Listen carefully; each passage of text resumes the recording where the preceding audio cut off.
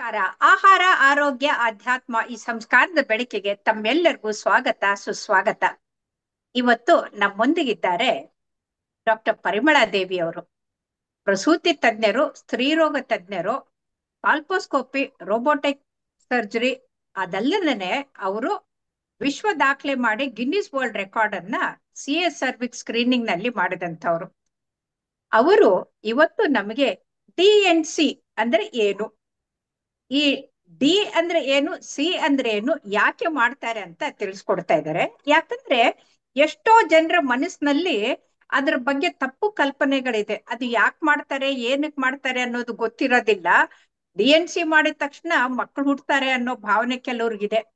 ನನ್ನ ಕ್ಲಾಸ್ಮೇಟೆ, ನನ್ನ ರೂಮ್ಮೇಟು, ಅವಳು ಮನೆಗೆ ಹೋದಾಗ ಅವ್ರು ಚಿಕ್ಕಮ್ಮ ಅಂದ್ರೆ ಚಾಚಿಗೆ DNC ಮಾಡಿದ್ರು. ಅವ್ರು ಮೆನೋಪಾಸ್ ಆಗೋದ್ರ ಸಮಯದಲ್ಲಿ ತುಂಬಾ ಬ್ಲೀಡಿಂಗ್ ಆಗ್ತಾ ಇದೆ, ಮೆನರೇಜಿ ಆಗ್ತಾ ಇದೆ ಅಂತ DNC ಮಾಡಿದ್ರು. ಮನೆಯವರೆಲ್ಲ ಅವ್ರ ಮನೆಗ್ ಬರ್ತಾ ಇದ್ದಂಗೆ ಸಂಭ್ರದಿಂದ ಚಾಚಿ ಮುಬಾರಕೋ, ಚಾಚಿ ಮುಬಾರಕೋ, ಚಾಚಿ ಮುಬಾರಕೋ ಅಂತ. ಯಾಕಂತಂದ್ರೆ ಇನ್ನು DNC ಮಾಡ್ಕೊಂಡ್ ಬಂದಿದ್ದಾರೆ ಚಾಚಿ ಅಂದ್ರೆ ಅವ್ರಿಗೆ ಮಕ್ಕಳಾಗ್ತಾರೆ ಅನ್ನೋ ಭಾವನೆ ಅವರಲ್ಲಿತ್ತು. ಇಂಥ ಮೂರ್ಖತನ ಹೋಗ್ಬೇಕು ಅಂತಂದ್ರೆ ಜನರಲ್ಲಿ ಯಾವಾಗ ಮಾಡಿಸ್ಕೋಬೇಕು, ಯಾಕೆ ಮಾಡಿಸ್ಕೊಳ್ಬೇಕು, ಅದರಿಂದ ಏನ್ ಪ್ರಯೋಜನ ಅಂತ ತಿಳಿಸ್ಕೊಡ್ತಾ ಇದ್ದಾರೆ. ನಮಸ್ಕಾರ ಪರಿಮಳಾ ದೇವಿ ಅವರೇ. ನಮಸ್ಕಾರ ಮೇಡಮ್. ತಸ್ಮೈ ಶ್ರೀ ಗುರುವೇ ನಮಃ. ನಿಮ್ಮ ಒಂದು ಪಾದಗಳಿಗೆ ಮತ್ತೊಂದ್ಸರಿ ನಮಸ್ಕಾರ ಮಾಡ್ತೀನಿ. ನೀವು ನನ್ನ ಗುರುಗಳು, ಯಾವಾಗ್ಲೂ ಗುರುಗಳೇ. ಈ ಒಂದು ಟಾಪಿಕ್ನ ನೀವು ಯಾವಾಗಲೂ ಏನು ತಗೋಬೇಕು ಅನ್ನೋದನ್ನ ನೀವು ಅದು ಎಲ್ಲಿಂದ ನಿಮಗೆ ಅದು 100 ವ್ಯಾಟ್ ಬಲ್ಬ್ ಬಂದ್ಬಿಡುತ್ತೋ ತಲೆಯಲ್ಲಿ ಗೊತ್ತಿಲ್ಲ. ಇವಾಗೆಲ್ಲ ರೋಬೋಟಿಕ್ ಸರ್ಜರಿಗೆ ಹೊರಟೋಗ್ಬಿಟ್ಟಿದೀವಿ ನಾವು. ಆದರೆ ಈ ಬೇಸಿಕ್ ಟಾಪಿಕ್ ಬಗ್ಗೆ ಮತ್ತೆ ಅದ್ರ ಬಗ್ಗೆ ಅರಿವೇ ಇಲ್ಲ ಜನಕ್ಕೆ. ಇವಾಗ ಏನಿದ್ರು ಯಾಕೆ ಮಾಡ್ತಾರೆ, ಏನ್ ಮಾಡ್ತಾರೆ ಅನ್ನೋ ಒಂದು ಕ್ವಶನ್ಗೆ ಗೂಗಲ್ ನಲ್ಲಿ ಹುಡುಕ್ತಾ ಇರ್ತಾರೆ. ಬಟ್ ಎಲ್ಲ ಆನ್ಸರ್ಸು ನಮ್ ಗೂಗಲ್ ನಲ್ಲಿ ಸಿಗ್ಲಿಕ್ಕಿಲ್ಲ. ಆದ್ರಿಂದ ಈ ಒಂದು ಇವತ್ತಿನ ವಿಮರ್ಶೆ ಮತ್ತು ಮಾತುಕತೆ ನಡಿಬೋದು ಅಂತ ಹೇಳೋಣ. ಈಗ ನಾನು ಅದೇ ನಿಮ್ಮ ಹೇಳ್ದಂಗೆ 3 ಡಿಕೇಡ್ ಮುಂಚೆ DNC ಅಂದ್ರೆ ಮಗು ಆಗ್ಲಿಕ್ಕೆ ಮಾಡ್ತಾರೆ ಇದಕ್ಕೆ ಅಂತ. ಬಟ್ ಆಕ್ಚುಲಿ ನಾವು DNC ಬಗ್ಗೆ ತಿಳ್ಕೊಬೇಕು ಅಂದ್ರೆ ಡಿ ಅಂದ್ರೆ ಏನು, ಡೈಲಟೇಷನ್ ಇಂಗ್ಲಿಷ್ ಅಲ್ಲಿ ಫಸ್ಟ್ ಹೇಳ್ತೀನಿ, ಅದನ್ನ ಕನ್ನಡಕ್ಕೆ ಅನುವಾದ ಮಾಡ್ತೀನಿ. ಮತ್ತು ಕ್ಯುರೆಟಾಜ್ ಅಂತ. ಡೈಲಟೇಷನ್ ಅಂದ್ರೆ ಹಿಗ್ಗುವಿಕೆ, ಅಂದ್ರೆ ಗರ್ಭಕೋಶದ ಬಾಯಿಯನ್ನ ಹಿಗ್ಗಿಸಿ ನಾವು ಒಳಗಡೆ ಮಾಡೋ ಒಂದು ಪ್ರೊಸೀಜರ್. ಅದೇ ಗರ್ಭಕೋಶದ ಬಾಯಿ ಅಂದ್ರೆ ಅಂದ್ರೆ ಯಾವಾಗಲೂ ತೋರಿಸ್ದಾಗೆ ಹೇಳಿದೆ, ಗರ್ಭಕೋಶದ ಬಾಗ್ಲ ನೀವು ಗರ್ಭಕೋಶ ತೋರಿಸಿದ ಹಾಗೆ ಕೋಶದ ಸರ್ವಿಕ್ಸ್ ಬಾಗ್ಲು ಅದನ್ನ ಅಗಲ ಹಾ ಮಾಡೋದು. ಹಾ ಓಕೆ, ಅದನ್ನ ಆ ಭಾಗ. ಹಾ ಜನನೇಂದ್ರಿಯದಲ್ಲಿ ನಾವೇನು ಮಾಡಲ್ಲ, ಸ್ಪೆಕ್ಯುಲಮ್ ಹಾಕ್ತಿವಿ ಅಷ್ಟೇ. ಸೊ ಗರ್ಭಕೋಶದ ಹಾ ಬಾಯಿ ಇರುತ್ತಲ್ಲ, ಕುತ್ತಿಗೆ ಅಥವಾ ಮುಖ, ಅದು ಕೇವಲ ಒಂದು 2-3 ಮಿಲಿಮೀಟರ್ಸ್ ಅಷ್ಟೇ ಇರುತ್ತೆ. ಬಟ್ ಮದುವೆ ಹಾ ಆಗಿ ಮತ್ತೆ ಮಗು ಆಗೋ ಸಂದರ್ಭದಲ್ಲಿ ಮೆನ್ಸ್ಟ್ರುಯೇಷನ್ ಇಂದ ಸ್ವಲ್ಪ ಸಾಫ್ಟ್ ಆಗಿರುತ್ತೆ. ಅದನ್ನ ಹಾ ಹಿಗ್ಗಿಸ್ಬಿಟ್ಟು ಒಂದು ಹ್ಮ್ ನವಿರಾದ ಒಂದು ತುಂಬಾ ತೆಳ್ಳನೆ ಒಂದು ಇನ್ಸ್ಟ್ರೂಮೆಂಟ್ ಹಾಕ್ಬಿಟ್ಟು ಒಳಗಡೆ ಗರ್ಭಕೋಶದ ಪದರು ಅಂತ ಏನಂತೀವಿ ನಾವು, ಲೇಯರ್ ಅಂತೀವಿ, ಎಂಡೋಮೆಟ್ರಿಯಂ ಅಂತಾರೆ ಇಂಗ್ಲಿಷ್ ಅಲ್ಲಿ. ಈ ಹಾ ಹಾ ಮೆನ್ಸ್ಟ್ರುಯೇಷನ್ ಲೇಯರ್ ಇದು ನಮ್ಗೆ ತಿಂಗಳು ತಿಂಗಳು ಹೊರಗಡೆ ಬೀಳ್ಬೇಕು. ಇದನ್ನ ನಾವು ಹೊರಗಡೆ ತೆಗೆದು ಅದನ್ನ ಬಯಾಪ್ಸಿಗೆ ಅಂತ ಕಳಿಸ್ತೀವಿ. ಫಸ್ಟ್ ಟೆಸ್ಟಿಗೆ ಕಳಿಸ್ತೀವಿ. ಅದ್ರೊಳಗಡೆ ಏನಾದ್ರು ಹಾರ್ಮೋನ್ ಪ್ರಾಬ್ಲಮ್ಗಳಿದೆಯಾ, ಅಥವಾ ಏನಾದ್ರು ಪಾಲಿಪ್ ಬಂದ್ಬಿಟ್ಟಿದ್ಯಾ, ಅಥವಾ ಒಂದೇನಾದ್ರು ಬಂದಿದ್ಯಾ, ಇವಕ್ಕೆಲ್ಲ DNC ಇವಾಗ ರಾಮಬಾಣ. ಮೊದ್ಲೇ ಮಗು ಆಗ್ಬೇಕು ಅಂದ್ರೆ ಹೊಟ್ಟೆ ತೊಳಿಬೇಕು. ಅದು ಆಕ್ಚುಲಿ ವರ್ಡ್ ಮೊದ್ಲಿದ್ದು ಹೊಟ್ಟೆ ತೊಳಿಬೇಕು ಅಂತ. ಎಲ್ಲರೂ ಅನ್ಕೊಂಡ್ಬಿಡೋರು ಹೊಟ್ಟೆನೆ ತೊಳೆದ್ ಬಿಡ್ತಾರೇನೋ, ನಾವು ಊಟ ಮಾಡೋದು ಹೊಟ್ಟೆಯನ್ನಲ್ಲೇ ನೀರ್ ಹಾಕ್ಬಿಟ್ಟು ತೊಳಿತಾರೆ ಅಂತಂದು ಅನ್ಕೊಂಡವರು ಇದ್ರು. ಆದ್ರೆ ಗರ್ಭಕೋಶದ ಒಂದು ಒಳಪದರನ್ನ ತೊಳೆದು ಅದನ್ನ ನಾವು ಕ್ಲೀನ್ ಆಗಿ ಮೇಂಟೈನ್ ಮಾಡಿದಾಗ ಮತ್ತೆ ಮುಂದಿನ ಒಂದು ಹಾರ್ಮೋನಲ್ ಏರುಪೇರಾಗ್ಲಿ, ಅಥವಾ ಅಲ್ಲಿ ಒಳಗಡೆ ಏನಾದ್ರು ಒಂದು ಇನ್ಫೆಕ್ಷನ್ಗಳಿದ್ರೆ ಅದು ಕೂಡ ಒಂದು ಹೊರಗಡೆ ಬರುತ್ತೆ. ಮತ್ತೆ ಸಣ್ಣ ಪಾಲಿಪ್ಗಳಿದ್ರೆ ಅದು ಹೊರಗೆ ಬರುತ್ತೆ. ಒಂದೊಂದ್ಸರಿ ಅವ್ರಿಗೆ ಗೊತ್ತಾಗ್ದೇನೆ ಏನೋ ಮಗು ಅಲ್ಲೇ ಇದ್ದು ಸತ್ತು ಹೋಗಿರೋದು ಉಂಟು, ಚಿಕ್ಕ ಚಿಕ್ಕದು ಒಂದು ಭ್ರೂಣ ಅದು ಉಂಟು. ಓ ಮತ್ತೆ ಎಷ್ಟೋ ಸರಿ ಕಾಪರ್ಟಿ ಲೂಪ್ ಅಂತ ಹಾಕಿಸ್ಕೊಳ್ಳೋರು ಮೊದ್ಲೆ. ಈ ಕಾಪರ್ಟಿ ಜಾಗದಲ್ಲಿ ಲೂಪ್, ಲಿಪ್ಪೀಸ್ ಲೂಪ್ ಅಂತ ಹಾ ಬರ್ತಿತ್ತು ಹಿಂಗೆ ಒಳ್ಳೆ ಇದ್ರ ಆಕಾರದಲ್ಲಿ.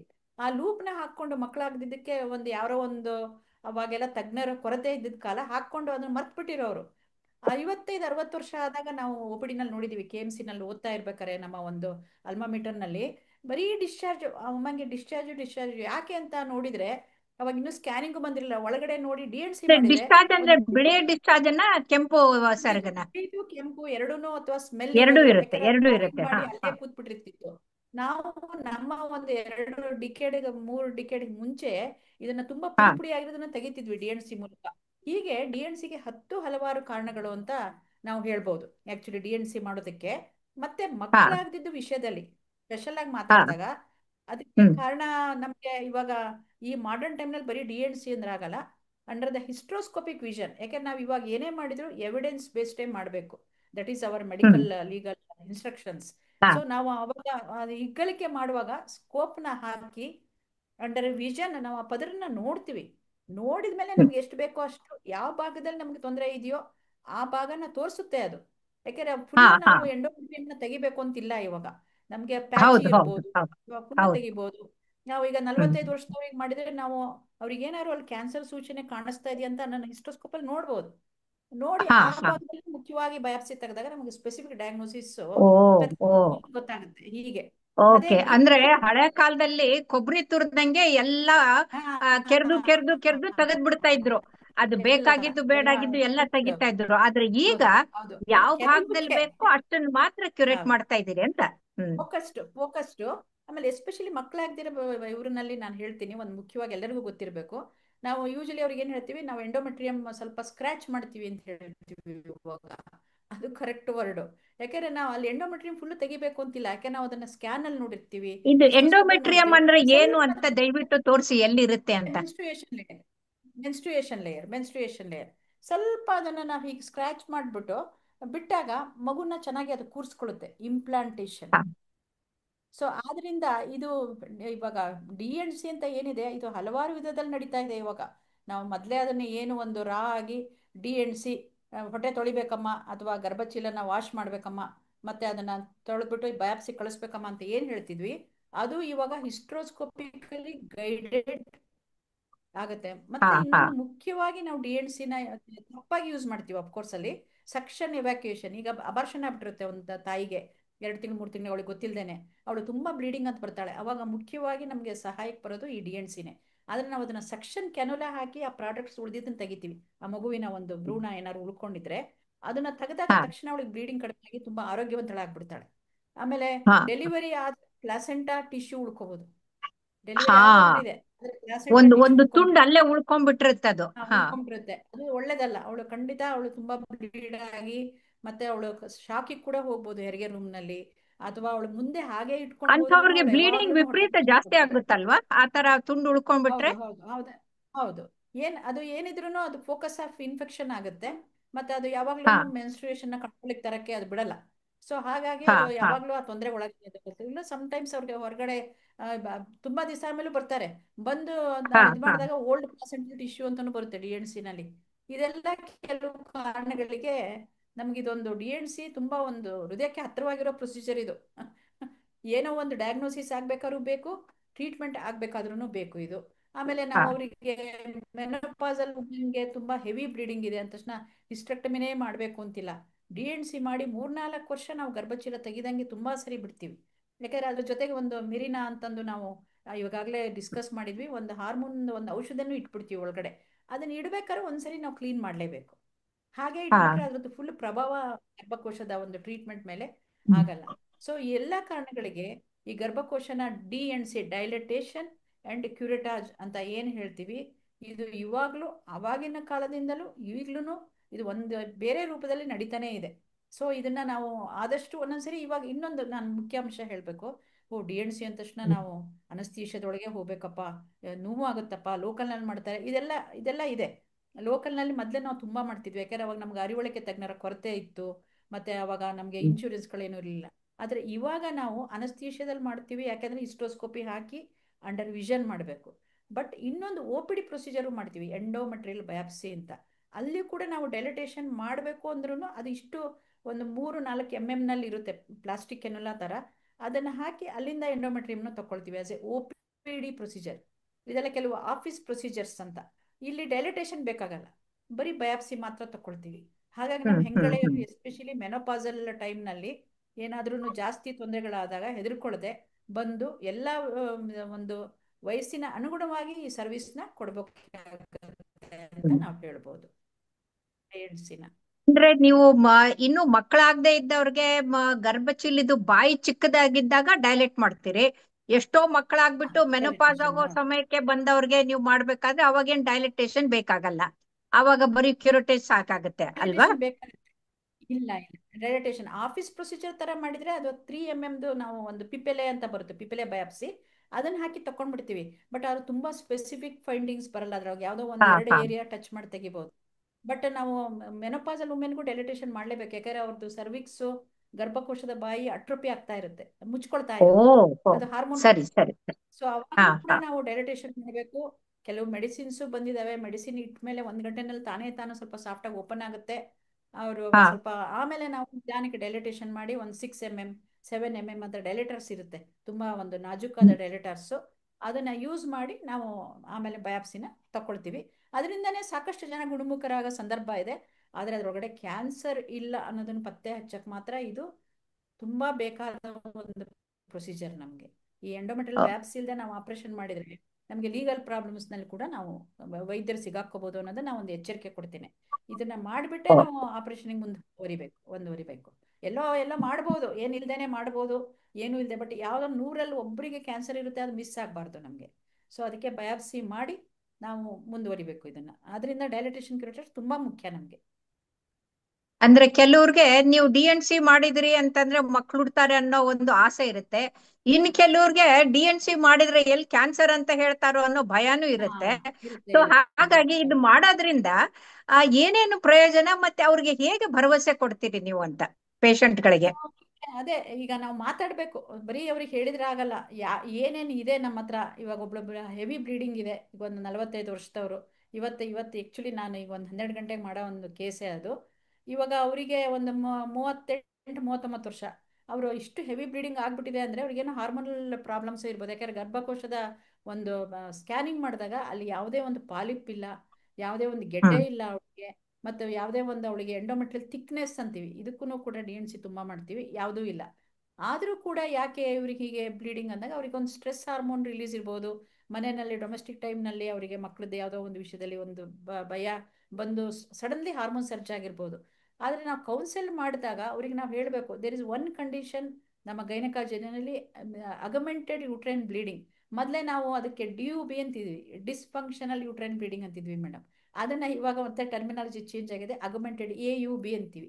ಇಲ್ಲಿ ಗರ್ಭಕೋಶ ತೆಗಿಬೇಕು ಅಂತಾನೆ ಇಲ್ಲ, ತುಂಬಾ ಆಲ್ಟರ್ನೇಟಿವ್ ಟ್ರೀಟ್ಮೆಂಟ್ ಬಂದಿದೆ, ಅದರೊಳಗಡೆ ಇದು ಕೂಡ ಒಂದು. Okay okay. ಡಿಸ್ಟೆಕ್ಟಮಿ ವಿಷನ್ ಅಲ್ಲಿ ಆ ಎಂಡೋಮೆಟ್ರಿಯಂನ ಸ್ವಲ್ಪ ನಾವು ಕೆರೆದು ತೆಗೆದು ಕ್ಯೂರೆಟಾಜ್ ಮಾಡಿ ನಂತರ ನಾವು ಯಾವ್ದಾದ್ರು ಈ ಒಂದು ಅದು ಇನ್ಸರ್ಟ್ ಅನ್ನ ಮಾಡಿದಾಗ. ಹಿಸ್ಟೋಪೆಥಾಲಜಿಯಲ್ಲಿ ಯಾವ ತರ ರಿಪೋರ್ಟ್ಗಳು ಬರುತ್ತೆ? ನೀವು ಅದನ್ನ ಕ್ಯೂರೇಟ್ ಮಾಡಿ ಕಳಿಸ್ಕೊಟ್ಟಿರ್ತೀರಲ್ಲ ಪೆಥಾಲಜಿಗೆ, ಯಾವ ತರ ರಿಪೋರ್ಟ್ಗಳು ಬರುತ್ತೆ? ಅದ್ರ ಮೇಲೆ ಹೇಗೆ ಮುಖ್ಯವಾದ ಕ್ವಶನ್ ಚಿಕಿತ್ಸೆ ಮಾಡ್ತೀರಿ? ಮೇಡಮ್. ಸಾಧಾರಣವಾಗಿ ಏನೂ ಇಲ್ಲ ಅಂದ್ರೆ ಈ ಒಂದು ಮಹಿಳೆಗೆ ಅದು ಸೆಕ್ರೆಟರಿ ಫೇಸು ಅಥವಾ ಪ್ರಾಲಿಫರೇಟಿವ್ ಫೇಸು ಅಂತ ಹಾರ್ಮೋನಲ್ ಪ್ರೊಫೈಲ್ ಫೇಸಸ್ಸೇ ಬರ್ಬೋದು. ಈಗ ಒಂದು ಹಾ ಹೆಣ್ಣಿಗೆ ಸಿಚುಯೇಷನ್ ಆಗ್ಬೇಕಾದ್ರೆ ಒಂದು ಸೆಕ್ರೆಟರಿ ಫೇಸು, ಒಂದು ಪ್ರೊಜೆಸ್ಟ್ರೋಜನ್ ಎಫೆಕ್ಟ್ ಇಂದ ಪ್ರಾಲಿಫರೇಟಿವ್ ಫೇಸು, ಅಲ್ಲಿ ಎಂಡೋಮೆಟ್ರಿಯಂ ಗ್ರೋತ್ ಆಗಿ ಆಮೇಲೆ ಬಿಚ್ಕೊಳ್ಳೋ ಫೇಸು, ಈ ಎರಡು ಹ್ಮ್ ಫೇಸ್ಗಳನ್ನಲ್ಲೇ ಅದು ಬರ್ಬೋದು. ಬಂದಾಗ ನಮ್ಗೆ ಗೊತ್ತಾಗುತ್ತೆ, ಓ ಇಲ್ಲಿ ಪೆಥಾಲಜಿ ಇಲ್ಲ, ಇದು ಹಾರ್ಮೋನ್ ಪ್ರಭಾವದಿಂದನೇ ಆಗ್ತಿದೆ.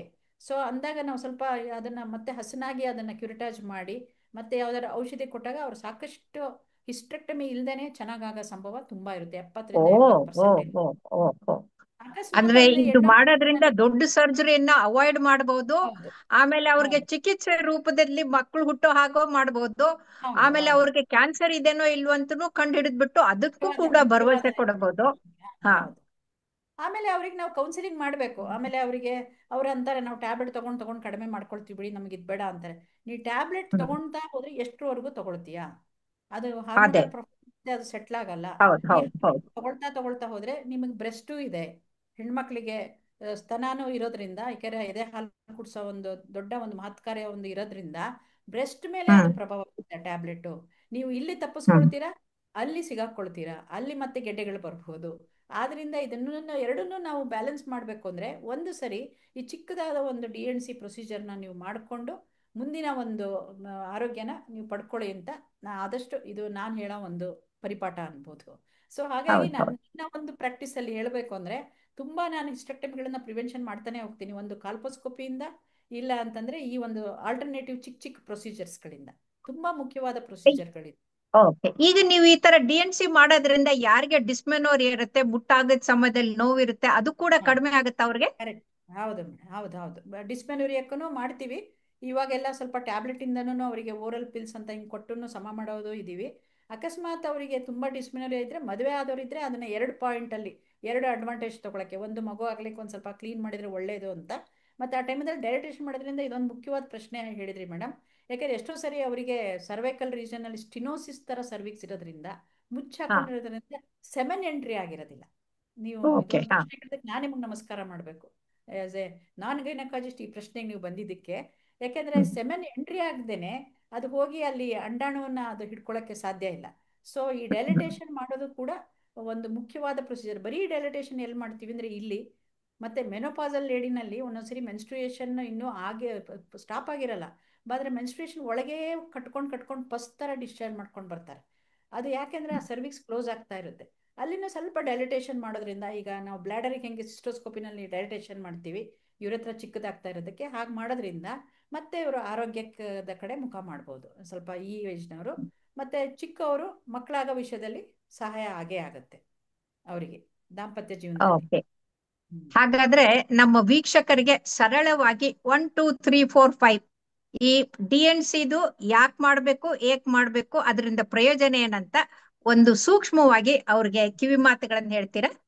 ಎಸ್, ಡೈಲಿಟೇಷನ್ ಅಂಡ್ ಕ್ಯೂರಿಟೇಜ್ ಅಂತಂದರೆ ಇಂಗ್ಲೀಷ್ನಲ್ಲಿ ನಾವು ಸಾಧಾರಣವಾಗಿ ಹೇಗೆ ಡೆಲಿವರಿ ಆಯಿತು ಅಂತೀವೋ ಹಾಗೆ ಹೆರಿಗೆ ಅಂತ ಅಂದಂಗೆ ಇವಾಗ ಇದು ಕೂಡ ಕಾಮನ್ ವರ್ಡ್ ಆಗಿಬಿಟ್ಟಿದೆ.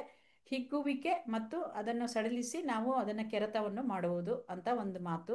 ಇದನ್ನು ಯಾವಾಗ ಯಾವಾಗ ಮಾಡ್ತೀವಿ ಅಂದರೆ, ಸಾಧಾರಣವಾಗಿ ನೀವು ಹೇಳ್ದಂಗೆ ಡಿಸ್ಮೆನೋರಿಯಾ ಇರ್ಬೋದು, ಮತ್ತು ಮಕ್ಕಳಾಗಲಿಕ್ಕೆ ಲೇಟ್ ಆಗ್ತಾ ಇರ್ಬೋದು, ಅಥವಾ ಬೇರೆ ಒಂದು ವಿಷಯದಲ್ಲಿ ಅವರಿಗೆ ಹಾರ್ಮೋನ್ ಪ್ರೊಫೈಲಿಂದ ಹೆವಿ ಬ್ಲೀಡಿಂಗ್ ಆಗ್ತಾ ಇರ್ಬೋದು, ಮತ್ತು ಮೆನೋಪಾಸಲ್ ಟೈಮ್ನಲ್ಲಿ ಏನಾದ್ರು ಕ್ಯಾನ್ಸರ್ ಸೂಚನೆ ಕೊಡ್ತಿದೆಯಾ ಅಂತ, ಈ ಎಲ್ಲ ಕಂಡೀಷನ್ಗಳಲ್ಲೂ ನಾವು ಡೈಲಿಟೇಷನ್ ಮತ್ತು ಕ್ಯೂರಿಟೇಜ್ ಮಾಡಲೇಬೇಕು. ಇದು ನಾವು ಮಾಡೋದ್ರಿಂದ ಅವರಿಗೆ ಮಕ್ಕಳಾಗೋ ಒಂದು ಸಂದರ್ಭನೂ ಹೆಚ್ಚಿಗೆ ಆಗ್ಬೋದು, ಮೆನ್ಸ್ಟ್ರುಯೇಷನ್ ತುಂಬ ಸಹಜವಾಗಿ ನಾರ್ಮಲ್ ಆಗಿ ಆಗ್ಬೋದು, ಮತ್ತು ಕೂಡ ಅವರಿಗೆ ಈ ಒಂದು ಹಗಲೆಲ್ಲ ಬರೋ ಒಂದು ಸಿಸ್ಟ್ಗಳಾಗಲಿ ಏನಾರ ಆಗಲಿ ಅದು ಕೂಡ ಕಡಿಮೆ ಆಗ್ಬೋದು ಸರ್ವಿಕ್ಸ್ ಹತ್ರ. ಮತ್ತು ಕೂಡ ಅವರಿಗೆ ಮೆನೋಪಾಸಲ್ ಟೈಮ್ನಲ್ಲಿ ಕ್ಯಾನ್ಸರ್ ಇದೆಯೋ ಇಲ್ಲ ಅನ್ನೋದನ್ನು ನಿರ್ದಿಷ್ಟವಾಗಿ ಕಂಡುಹಿಡ್ಕೊಂಡು ಅವರು ಅದನ್ನು ಸುಲಭವಾಗಿ ಪರಿಹರಿಸ್ಕೋಬೋದು. ಸೊ ಇವೆಲ್ಲ ಕಾರಣಗಳಿಂದ DNC ಅಥವಾ ಡೈಲಿಟೇಷನ್ ಕ್ಯೂರಿಟಾಜ್ ಇದಕ್ಕೆ ಒಂದು ಮಹತ್ವವಾದ ಒಂದು ಗೈನಕಾಲಜಿ ಪ್ರಾಕ್ಟೀಸಲ್ಲಿ ಅದಕ್ಕೊಂದು ಒಂದು ಸ್ಥಾನ ಇದೆ. ಅದನ್ನು ಖಂಡಿತವಾಗ್ಲೂ ಅರ್ಥ ಮಾಡಿಕೊಂಡು ತಾವು ಅದನ್ನು ಸ್ವೀಕರಿಸ್ಕೋಬೋದು ಅಂತ ನಾನು ಹೇಳಲಿಕ್ಕೆ ಇಷ್ಟಪಡ್ತೀನಿ ಮೇಡಮ್. ತುಂಬಾ ತುಂಬಾ ಧನ್ಯವಾದಗಳು ಡಾಕ್ಟರ್ ಪರಿಮಳಾದೇವಿ ಅವರೇ. ಇಷ್ಟು ಸರಳವಾಗಿ ಜನರಿಗೆ ಅರ್ಥ ಆಗೋ ಹಾಗೆ ತಿಳಿಸ್ಕೊಟ್ಟಿದ್ದೀರಿ. ಧನ್ಯವಾದಗಳು. ನಮಸ್ಕಾರ.